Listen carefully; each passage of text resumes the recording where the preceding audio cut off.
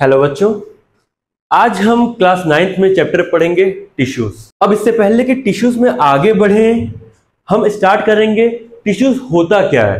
तो एक जनरल एक लाइन में आप समझ सकते हैं, tissue is a group of cell having similar origin, structure and function. केवल ग्रुप ऑफ सेल ही नहीं है टिश्यू, वो ग्रुप ऑफ सेल का सिमिलर ओरिजिन होना चाहिए, स्ट्रक्चर और फंक्शन होना चाहिए।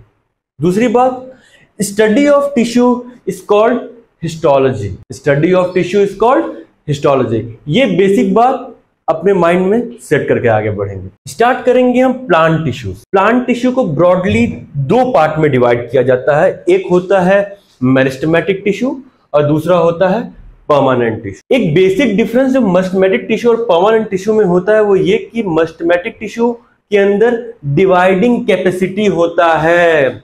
मेरिस्टेमेटिक टिश्यू के सेल डिवाइड कर सकते हैं और ठीक इसका अपोजिट परमानेंट टिश्यू ये डिवाइड नहीं हो सकते हैं, यानी ये मैच्योर हो चुके होते हैं, इनके अंदर डिवाइडिंग कैपेसिटी नहीं होती। मेरिस्टेमेटिक टिश्यू के तीन पार्ट होते हैं, तीन टाइप के मेरिस्टेमेटिक टिश्यू होते हैं, एपिकल मेरिस्टेम, इंटरकैलरी मेरिस्टेम और lateral meristem.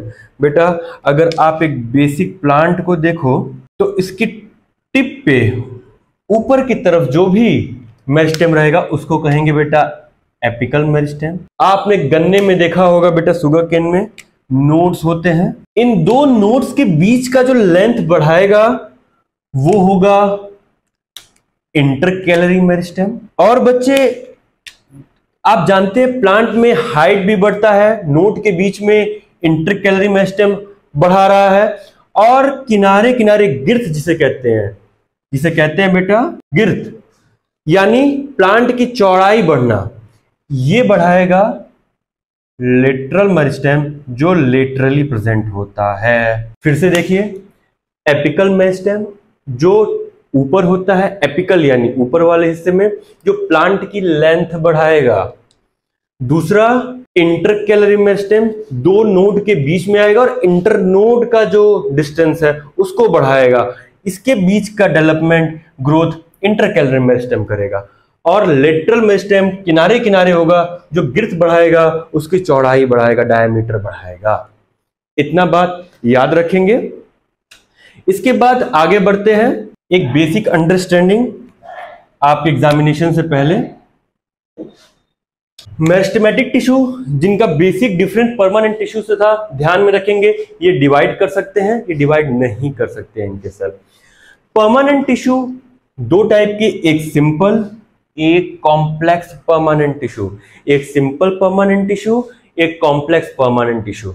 Simple permanent tissue के तीन part, parenchyma, collenchyma, sclerenchyma. Flow chart ध्यान में रखेंगे। ये सिंपल परमानेंट टिश्यू के तीन पार्ट, पैरेन्काइमा, कोलेन्काइमा और स्क्लेरेन्काइमा। पैरेन्काइमा दो टाइप के होते हैं, क्लोरेन्काइमा और एरेन्काइमा। बच्चे यहां से और यहां से कंफ्यूज बिल्कुल मत कीजिएगा, ये कॉलेन है, ये क्लोरेन है। ये chloren something related to chlorophyll, याद रखेंगे। एरेन यानी something related to air space. तो ऐसे पैरेन्काइमा जिनमें क्लोरोफिल होगा, जो फोटोसिंथेसिस भी परफॉर्म करेंगे, क्लोरोफिल है, उनको क्लोरेन्काइमा कहेंगे। जिनमें लार्ज स्पेस है, जो बॉयंसी प्रोवाइड करेंगे, वो होंगे एरेन्काइमा, जो बिलोंग करते हैं पैरेन। और एक कोलेन्काइमा, स्क्लेरेन्काइमा, इनके बारे में डिटेल में हम आगे के लेक्चर्स में देखेंगे। फिलहाल एक ओवरव्यू जिससे आप रिवाइज भी अच्छे से कर सकते हैं और समझ भी सकते हैं। दूसरा कॉम्प्लेक्स परमानेंट टिश्यू, जिसमें आता है जाइलम और फ्लोएम। और आप अच्छे से तरीके से जानते हैं बच्चों कि फोटोसिंथेसिस में हमें जो वाटर की रिक्वायरमेंट होती है, जो रूट से आता है, रूट से पानी वाटर पहुंचाने का काम करता ही कौन है? जाइलम। और जो लीफ पे फोटोसिंथेसिस से फूड बन रहा है, उस फूड को पूरे के पूरे प्लांट में डिस्ट्रीब्यूट करने का काम करता ही कौन है? Phloem. Water xylem, food phloem. इस तरह से याद रखेंगे। इनके चार एलिमेंट होते हैं, कंपोनेंट, इनके भी चार कंपोनेंट होते हैं, हम लेटर ऑन देखेंगे। फिलहाल प्लांट टिश्यूज में ये ओवरव्यू आप नोट डाउन कर लीजिए, अपने माइंड में रखिए, रिवीजन के लिए बेस्ट रहेगा ये फ्लो चार्ट आपके लिए। एक एक पॉइंट ध्यान में रखेंगे और इनके काम लास्ट मोमेंट पे भी आप इससे रिवाइज कर सकते हैं और यहीं से आपका बेस बनेगा हायर क्लासेस का।